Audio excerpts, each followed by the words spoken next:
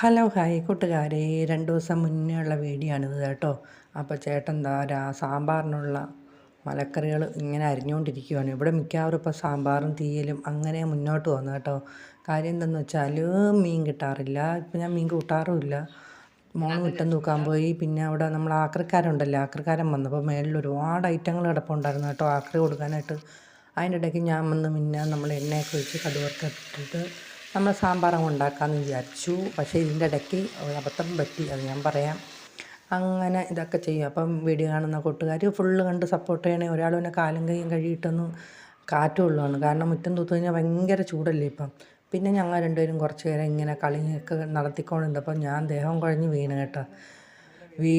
അങ്ങനെ കുറേ നേരം പിന്നെ മകൾ എൻ്റെ കൂടെ ആയിരുന്നു. പിന്നെ മോൾ വന്ന് ഓട്സ് കാച്ചാനും പിന്നെ സാമ്പാർ വെക്കാനും, അതാ ഞാൻ പറഞ്ഞത് ഒരു ഇത് പറ്റിയെന്നുള്ളത്.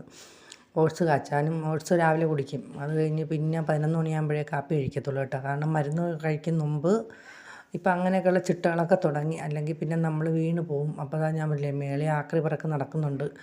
പിന്നെ മോൾ വന്ന് മലക്കറി എന്താ പൊടികളൊക്കെ ഇട്ട് സാമ്പാറൊക്കെ വെക്കുകയാണ് കേട്ടോ. അപ്പോൾ ചേട്ടനാണ് വീഡിയോ ഒക്കെ എടുക്കുന്നത്. അതിൻ്റെ ഇടയ്ക്ക് ഞാൻ എഴുന്നേറ്റ് വന്നു. പിന്നെ ഇവരെന്നെ ഓട്ടിച്ചു. കാരണം വീണപ്പം പിന്നെ മോൾക്ക് പിടിക്കാനും പറ്റിയില്ല. ഭയങ്കര ടെൻഷനായിപ്പോയി. അവൾക്ക് പിടിക്കാൻ പറ്റത്തില്ലല്ലോ. ചേട്ടനങ്ങ് മുകളിലായിരുന്നു. കാരണം ആക്രിക്കാരൻ വന്നുകൊണ്ട് മോനും അങ്ങ് മുകളിലായിരുന്നു കേട്ടോ. അവളുടെ ആക്രിയും പേപ്പറും, ആക്രിയെന്ന് വെച്ചാൽ നമ്മളെ പഴയ പാത്രങ്ങൾ കണ്ട പേപ്പർ, അങ്ങനെ പൊട്ടിയ കസേരകൾ, അതെല്ലാം കൂടെ പിന്നെ അയാൾക്ക് കൊടുത്ത്.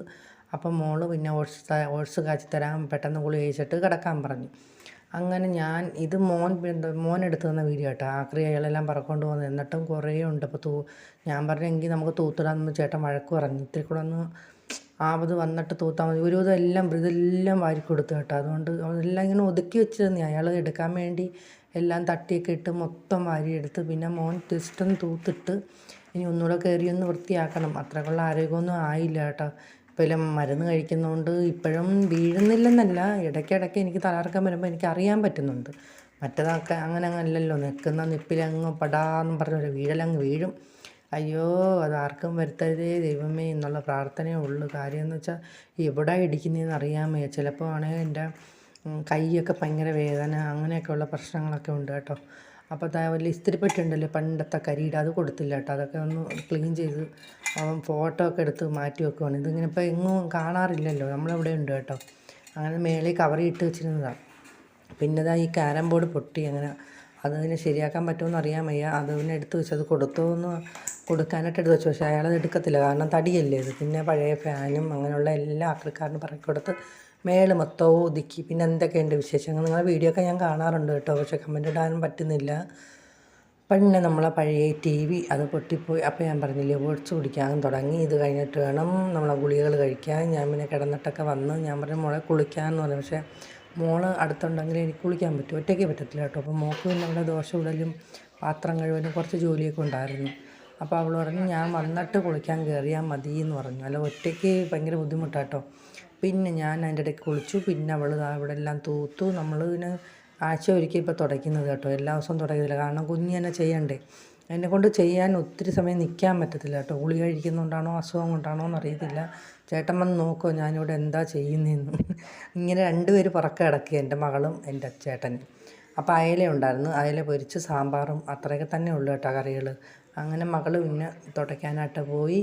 അങ്ങനെ ഞാൻ പറഞ്ഞില്ല, ആഴ്ചയിൽ ഒരിക്കൽ തുടയ്ക്കാറുള്ളൂ. എങ്കിലും തുടയ്ക്കത്തില്ല എന്നല്ല, നമ്മളെല്ലാം നിത്യവും ചെയ്തുകൊണ്ടിരിക്കുന്നതുകൊണ്ട് ഞാൻ പറഞ്ഞു മോളെ പിന്നെ എല്ലാ ദിവസവും തുടയ്ക്കേണ്ട, ആഴ്ച ഒരിക്കൽ. അപ്പോൾ ഞാൻ കുളിച്ചിട്ടൊക്കെ വന്നു. മോളുണ്ടായിരുന്നു കേട്ടോ. കുളിച്ചിട്ടൊക്കെ വന്നു. ഞാൻ വെച്ചാൽ അടുക്കളയിലോട്ട് ചെന്നപ്പോൾ ചേട്ടൻ വഴക്ക് പറയാൻ തുടങ്ങി. കാരണം എനിക്ക് അധിക സമയം നിൽക്കുമ്പം ദേഹം അങ്ങ് പക്ഷേ നമ്മൾ അറിയത്തില്ല കേട്ടോ. നമ്മൾ വിചാരിക്കാൻ കുഴപ്പമൊന്നുമില്ല, എന്തെങ്കിലും സഹായിച്ച് കൊടുക്കാമെന്നൊക്കെ വിചാരിച്ചിരിക്കുമ്പോഴായിരിക്കും കിടക്കുന്നത്. അങ്ങനത്തെ ഒരു അവസ്ഥയായിരുന്നു. പക്ഷേ അതിൽ നിന്നൊക്കെ ഇപ്പം മാറ്റം എന്ന് വെച്ചാൽ ആശുപത്രി കിടന്നതിന് ശേഷം അങ്ങനെയൊക്കെ വ്യത്യാസമുണ്ട്. എന്താ പറയുക, അങ്ങനെ ഇത് ആശുപത്രി കിടക്കുമ്പോൾ മുമ്പുള്ള വീഡിയോ ആണ് കേട്ടോ. ഞാൻ ഇന്നങ്ങ് ഇടാമെന്ന് വെച്ചു. ഇനി ഓരോരോ വീഡിയോ ആയിട്ട് എഴുതാം. എന്നെ നിങ്ങൾക്കെല്ലാം കാണണ്ടേ, അതിന് വേണ്ടി. അപ്പോൾ തണ്ണിമത്തങ്ങയായിരുന്നു. അപ്പോൾ ജ്യൂസ് അടിക്കാനായിട്ട് മോളെടുത്ത് റെഡിയാക്കി തരാമെന്ന് പറഞ്ഞു. അപ്പോൾ ചേട്ടൻ പറഞ്ഞു വേണ്ട, ചേട്ടൻ മീൻ പൊരിക്കാൻ പുരട്ടി വെച്ചതിന് ശേഷം ചേട്ടൻ തന്നെ ഇളക്കി ഇട്ട് കൊടുക്കാമെന്ന് പറഞ്ഞു കേട്ടോ. അല്ലെങ്കിൽ മോൾക്ക് ഭയങ്കര ബുദ്ധിമുട്ടല്ലേ. അങ്ങനെ 3/4 ജോലികളും മോള് തന്നെ ചെയ്യുന്നത്. പിന്നെ +2 മോള് ജസ്റ്റ് പാസ്സായി കേട്ടോ. എന്നാലും മാർക്ക് കുറവാണ്, എങ്കിലും കുഴപ്പമില്ല. നമ്മളതിൽ കുഴപ്പമില്ല. കാരണം നമുക്ക് വയ്യാതായപ്പോൾ അത് മോള് കൂടുതൽ എൻ്റെ കൂടെ തന്നെ ആയിരുന്നു.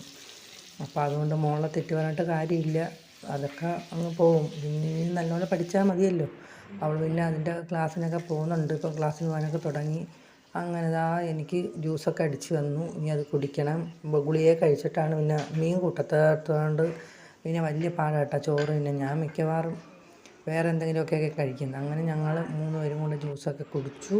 അപ്പം ഇത്രയൊക്കെ തന്നെ ഉള്ളൂ എൻ്റെ വിശേഷങ്ങൾ കേട്ടോ. ചെറിയ ചെറിയ കുഞ്ഞു കുഞ്ഞു വിശേഷമായിട്ട് വരാം, അല്ലെങ്കിൽ നിങ്ങളെന്നെ മറന്നു പോകത്തില്ലേ. അപ്പോൾ പിന്നെ മോള് ചൂല് കഴുകലും അല്ലാതെ അവിടെ എല്ലാം കഴുകലും അതൊക്കെ ആയിട്ട് ഇങ്ങനെ കുറേ നിരന്ന് പിന്നെ ഞങ്ങൾ കുറച്ച് നേരം കിടന്ന് ഉറങ്ങും കേട്ടോ. എനിക്ക് ആരെങ്കിലും കൂടെ ഉണ്ടെങ്കിൽ ഉറങ്ങാൻ ഭയങ്കര ഇഷ്ടമാണ്. ഉറങ്ങണമെന്നും ഡോക്ടർ പ്രത്യേകം പറഞ്ഞിട്ടുണ്ട്, പകലും രാത്രിയും. അങ്ങനെ വീടെല്ലാം വൃത്തിയാക്കി പാത്രം കഴുകലും ഒക്കെ കഴിഞ്ഞു. പിന്നെ വന്ന് അവിടെ ഇരുന്ന് കുറച്ച് സമയം TV കാണാനൊക്കെ ഇരുന്നു.